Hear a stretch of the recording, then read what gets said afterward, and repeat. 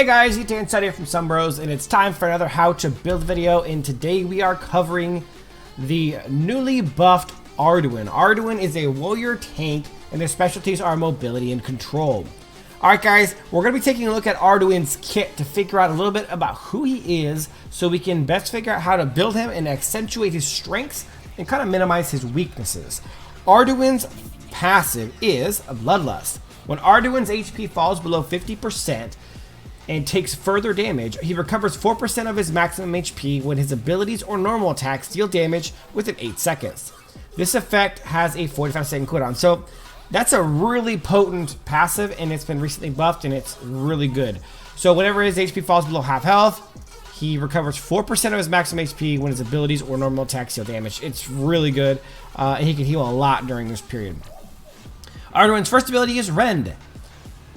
Has an 8-second cooldown, costs 50 mana. Arduin swings his axe, sending out an energy wave that deals 250 base up to 650 base at level 6 damage with 100% AD scaling, and slows enemy movement speed by 40% for 2 seconds. If Arduin hits an enemy hero, he can then smash his axe into the ground to deal 250 same base up to 650 in the same 100% AD scaling, and knock his enemies into the air for 1 second. So that's a solid 1 second crowd control effect, hard crowd control. Whoops. Then we have his second ability, Undying Protector. Cooldown starts at 12 seconds, goes down to 7 seconds at level 6. And a 60 mana cost. Arduin summons a shield that has 12% of his own maximum HP, which is one of the reasons we're going to be building a lot of health on Arduin, and it lasts for 5 seconds. When the shield is summoned, Arduin deals 200 base up to 325 at level 6 damage, plus 75% AD scaling, and that is going to be magic damage, not physical damage, to surrounding enemies. Within 8 seconds of summoning his shield, Arduin's next 3 normal attacks deal an additional 100 true damage at level 1 and 225 at level 6, and each time his normal attacks damage an enemy, the cooldown time for Cole is reduced by 1 second. And Cole is his ultimate. Cole has a 16-second cooldown. It's static across all levels, 100 mana cost. Arduin flings his axe forward, dealing 300, and just like his first ability, Rend, this is the same base on both the first and the second effect. 300 base damage plus 120% AD scaling physical damage, and then it stuns the first enemy hits for 1.5 seconds. Then he hurls himself towards the axe's spot, dealing 300 again up to 550 at level 3 and 120% AD scaling to surrounding enemies. Once Cole is activated, so once the axe goes out, control effects will not stop Arduin from completing the ability. Okay, so those are his abilities. Now let's go ahead and go into the equipment page so we can best figure out how to build him. Okay, so we're going to be giving you 2 builds for Arduin today, one for the Dark Slayer lane and one for the support lane, so that you guys have all the builds that you guys would like to have. I'm also going to be trying, for those of you guys who watch the build today, I'm also going to be trying Arduin in jungle tonight. So if you want to see a Leviathan Mantle Raw combo build on Arduin, I'm not going to do that in this build video, but I am going to do it tonight on stream just to see if it works. I always like trying out new things. But let's go ahead and start this build on Arduin in the Dark Slayer lane first. Alright guys, and we're going to be starting this build, this Dark Slayer lane build, in the defensive section, buying first item, the newly renovated, fresh, mintly redone for tanks Mantle of Ra item. Mantle of Ra is going to be giving Arduin 200 armor, 1000 maximum HP. Remember, we're building his HP up. That the HP is brand new on Mantle of Ra. 60 HP per 5 seconds. So we're gonna have a nice regeneration ability to kind of regen health and sustain ourselves while we're in lane. Very tanky against almost all of the Dark Slayer laners that you might face off against. If you face off against somebody like Marja or something, you may want to consider switching it out for it. I am like Gaia standard, which we're going to be building later. You might just want to flip those, but we'll discuss that later.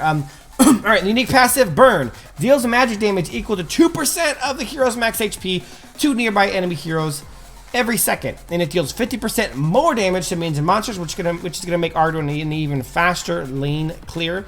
Okay, so again, and it's another max HP thing for Arduin. Max HP is going to come into effect with his passive, it's going to come into effect with his second ability, and it's going to come into effect with Mantle of Ra. Okay, so that's our first item. Then we're going to be going, of course, with Boots. And there's kind of two different ways you can go here, but I'm going to end up going with flashy boots. And the reason why is because you have got to get some cooldown reduction on Arduin because his abilities are so good. But here's the problem. They've made it really difficult to get cooldown reduction when you're building a tanky hero like Arduin who needs HP. HP items just do not come with cooldown reduction often enough to be useful.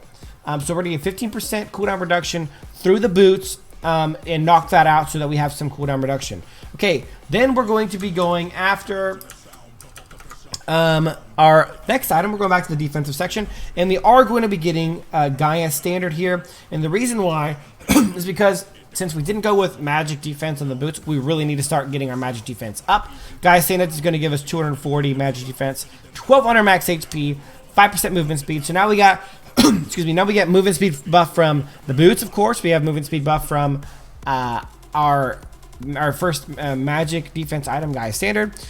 And we're starting to build up a little bit more movement speed, making him more mobile. And we're going to kind of continue in that trend as we try to make Arduin somebody who's able to take advantage of the Mantle of Ra passive. Remember that burn damage? We want Arduin to be somebody who can stick on people and they can't shake him off, because Arduin is constantly getting his abilities back. He has a lot of mobility, he has a lot of crowd control, and he can just constantly be on your butt, kind of just ruining your day. That's Arduin's best usage. Okay, so now we've got 3 items in, and we're going to be going for our next item back in the defensive tree. We're going for Frost Cape. Now, why Frost Cape? Because we're in Darkster lane, Arduin is mostly going to be getting played kind of like a main tank, off tank role. So he's not building like full-blown tankiness. He's going to be building kind of like a side bit here, right? So we're going with Frost Cape that gives him 10% cooldown reduction for a total of 25% at this point.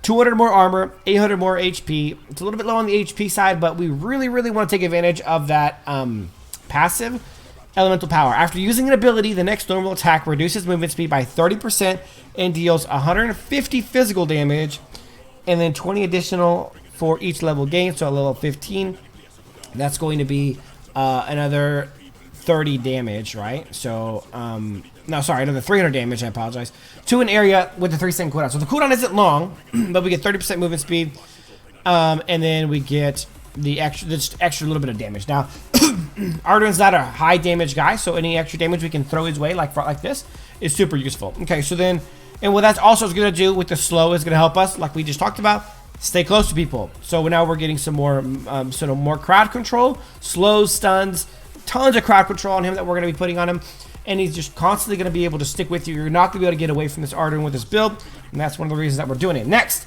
we're going towards another defensive item, of course, and this one is a little bit interesting. Now I kind of fiddled with the direction of what the last 2 items and which one to take when. I don't think it really necessarily matters which way, but what I'm going to do is take KoG's Edge, and I'll tell you why. Because it's a great item. It has 100 armor, 100 magic defense, 1200 max HP, and the passive normal attack. So remember, Arduin's second ability, we're going to take a refresher back. Arduin's second ability, Undying Protector, not only gives you the shield based on max HP, but it also, not only does it explode to deal magic damage, but it also makes his next 3 normal attacks deal an additional 100 true damage, or 225 by level 6. So normal attacks are just a really common part of his build, and so we're going to be taking advantage of that in a couple different ways. Number one, remember, we want to stick near people, right? So KoG's Edge is going to give Arduin a movement speed boost every time he does an auto attack, and every time he hits that person, they're going to get a reduction in movement speed by 25% for 2 seconds. So let's say that we go in on somebody, we hit them after. Let's say we cast our Rend, we knock them up, we go in and we auto attack them. Well, they're going to receive a 30% slow from Frost Cape, and they're going to receive a 25% slow from KoG's Edge, giving them a 55% slow. And then remember, we have a 10% movement boost for 2 seconds because of this, and we have a 5% movement boost from Gaia Sanders. Of course, we have the boots. So you can see that the thing that we're going with and we're talking about is staying close to people, like not being able to be kind of shook off by them. Well, now Arduin gives you that ability now with KoG's Edge and with Frost Cape. They're tanky enough to be difference makers. They add some damage, but they make it so you just can't get away from Arduin no matter how hard you try. Okay, and then last but not least, we're going to be going with Odin's Will. Odin's Will, 200 armor, 1200 more HP. So we're talking about max health. We're building it, guys. We're building it. And the passive Adrenaline, increased movement speed by 2% and deals 2% additional damage after taking damage, stacked up to 10 times. So we're going to be able to get 10% more movement speed, and we're going to be able to deal 10% more damage. And the great thing about the 10% extra damage is it works on Frost Cape's passive. It works on the passive from Mantle of Ra. It works on the true damage that he does with... Actually, I'll have to double check on that one. I'm pretty sure it should work on the true damage he deals after he does his Undying Protector. It works on all the damage he does, right? It should work on every single bit of damage. So 10% extra damage across the board while he's taking damage. And of course he's going to be taking damage because he's going to be glued to people. They're not going to be able to get away from him. They're going to be able to try to do whatever it takes to get away from him, but they're not going to be able to shake him, and he's going to be right on them with 10% more movement speed. So now we got 10% movement speed from Odin's Will, 10% from Yoga's Edge, and 5% from Gaia's Standard, and of course the boots, and then we have the slows and the crowd control to just make him so frustrating and annoying to deal with. This is your Dark Slayer lane build for Arduin, and I'm telling you guys, it is going to be awesome for you guys to use. I'm really excited to get some great feedback on it. Then we're moving on to the support build. Now, what's the difference between the support build and the Dark Slayer lane build? Well, the Dark Slayer lane build is going to be a little bit more damage. It's going to be a little bit more about sticking with people, whereas this one is going to be more utility based. It's going to be more about what you can bring to the team. So we're going to make a few slight changes. So let's go ahead and go to this one and tell you what we get. Actually, yeah, let's do that first. So, okay, first item, we're actually going to be taking a support item. I'm not a huge fan of support items, but in some cases they make sense, and some of them are the paths are fairly useful. So the one we're going to be taking is Ring of Fiend. Now the two options that I was looking at is Ring of the Fiend and Purifying Bracers. And the reason we took Ring of the Fiend is because I like the paths as a Ring of the Fiend as a whole for the team more than I do for Purifying Bracers. Now, Purifying Bracers, of course, you can remove crowd control from one person, which is nice for your marksman, but overall, the Ring of the Fiend pass is better. So what we get, we have 15% cooldown reduction, 20 mana per 5 seconds, 200 armor, 600 max HP, 5% movement speed, so movement speed, and then we get, of course, the gold bonuses from Ration. So as long as you're the 5 gold or XP every 3 seconds if you're earning the least gold or have the lowest level out of everyone in your group. Earn extra 30% gold on kills and assists. Now, as the support, you should be helping people get kills and assists. So extra gold from that's helpful to keep you topped off on gold. And I love those two things for support because keeping up with gold is important, especially as the main tank, because your job is to be taking hits and you need to have items for that and you need to have levels for that. And then, of course, the Eye of the Fiend increases movement speed for allies within 8 meters for 30% for 2 seconds, so it's a nice movement speed boost. Plus, they also gain vision of nearby enemies for 4 seconds, during which those enemies will stay visible. And it's only a 45-second cooldown, so I really like this item for him as a support, giving vision, giving a movement speed boost, being able to keep yourself topped off in gold, and good enough base stats to be a difference maker. Then we're going to be going to boots, and we're going to be taking flashy boots again. Now, we have 15% cooldown reduction from Ring of the Fiend and 15% from Flashy Boots. So now we're at 30%, and we will be taking 10% cooldown reduction with our Arcana. So that gives us a total of 40% right off the bat. He's going to be spamming these abilities. Remember, let's take a look and do a little flashback here to the cooldowns. We have 8-second cooldown. So let's get our handy dandy calculator out and see exactly what the cooldowns will be going down to. So 8 seconds goes down to 4.8 seconds. So we're talking about doing this. And remember, this ability, Rend, is a 2-part ability. So by the time you're done with the second part of that ability, you could legitimately be below 4 seconds easily till your next Rend. And then you got your second ability, Undying Protector, which goes down to 7 seconds. So our handy dandy calculator tells us that goes down to 4.2 seconds with cooldown reduction. And then our Coal is at 16 seconds, and that goes down to 6. Wait, no, that's not right. 16 times 0.6 is 9.6 seconds, so under 10 seconds. And remember, after we do Undying Protector, the 3 auto attacks reduce 1 second, so we can actually get the ultimate's cooldown down to 6.6 seconds with max cooldown reduction, and that is absolutely bananas, and it's awesome. Okay, so now we got that figured out. Let's go ahead and finish this build. Show you what we're going to do. So the next thing we're going to do is we're going to be building Yoga's Edge. We're building Yoga's Edge a little bit earlier than we normally would But the reason why is because we want to assist the marksman in our lane and the other people that we end up helping as supports secure kills. And how do we do that? By slowing their movement speed down. So the 25% movement speed reduction, just more crowd control, and it helps you kind of just continue with your main job of being that frontline tank with Arduin. So it's really, really good for that. And then we're going to be going with our next item, which is, now this is an interesting kind of split here in the game. Okay, so we're going to go one of two different directions. As far as the next two items go, we can either build one first or the other, and it's based on how your game is going. If you're still finding that you're in lane phase quite a bit and you're still fighting a lot of these, you know, physical damage dealers, what we're going to actually do is we're going to be going with Shield of the Lost. Okay, Shield of the Lost is going to give you 360 armor, 1200 at max HP, but the passive is awesome because what it does is it reduces the attack speed of nearby enemies by 30%. So when you're, you know, with your marksman and you're going to be jumping on the other marksman, you have a lot of abilities to help you get to the other marksman. You have the slows, the hard crowd control, the knock up, and the stuns. Got a lot of ways to get in his face. You're going to be slowing his attack speed down. So if he's trying to kill your marksman, attack your marksman, 30% reduction in attack speed is a big time difference maker. Now, if you are deeper into the team fight situations here, the next item is going to be Gaia Standard. For the exact same reasons we built it out. Oh, you know what? We didn't even talk about Gaia Standard's passive. I want to actually mention that real quick. When taking damage, restores 8% HP over 2 seconds. We're talking about the health you can restore with his passive, the health you can restore with now Gaia Standard, and you're talking about the shield that you get with your second ability. His survivability and his sustainability and his tankiness is just incredible with this build. It's really good. Gaia Standard fits in perfectly with his kit, and it's awesome. Okay, so then but you're finding yourself, let's say you have a Darcy jungle or you're facing a mage jungle and you have a mage mid, and you're really needing to get some added defense sooner than later, then you just flip-flop it. Take Gaia Standard as your 4th item and take Shield of Lost as your 5th item. And then last but not least, we're going right back to Mantle of Ra.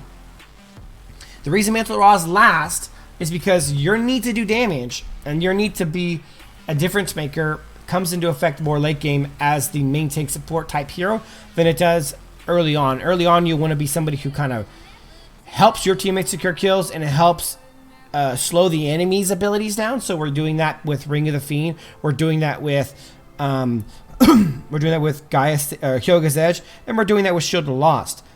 Now we're kind of focusing more on the team concept and a little bit more about what you can bring rather than what you can do for your team.